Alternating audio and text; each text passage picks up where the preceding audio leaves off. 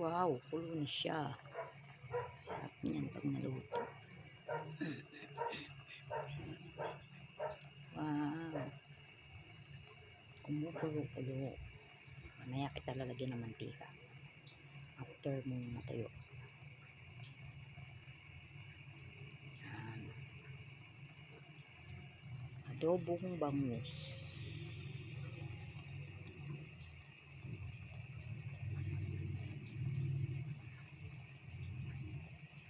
Diba? Habang wala si partner, yan ang ginawa ko. Nagayak ng lulutuin naming ulam para mamaya. Hanggang sa naabutan niya ako, isasalang ko pa lang si isda.